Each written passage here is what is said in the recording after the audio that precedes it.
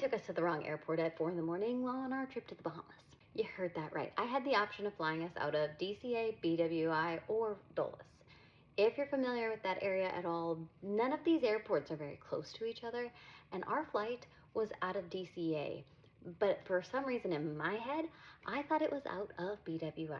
So welcome to my series on travel fails. I'm a pretty well-seasoned traveler. We travel a lot. I traveled a lot before I met my husband.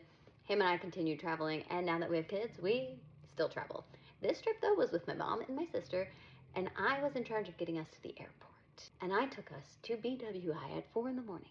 When we were checking in at the counter, because you know, when you're in an international flight, you have to do all the passport stuff. We were up there, and he's like, yeah, I'm not finding a flight number for that. Excuse me, sir. What do you mean? He goes, are you sure you're at the right airport?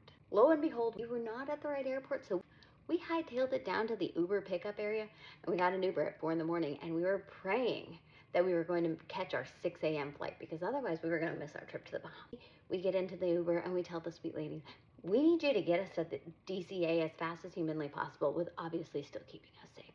And that woman, she gets a gold star, because she was 10 out of 10. She got our butts there.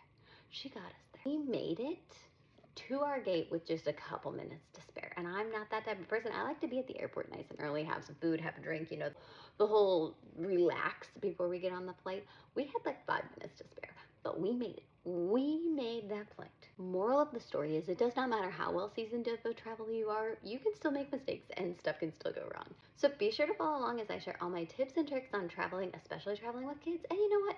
Now I'm sharing my travel fails to make you feel less alone when something goes wrong and you think it's just you, because it's not. Even seasoned travelers make mistakes and stuff goes wrong.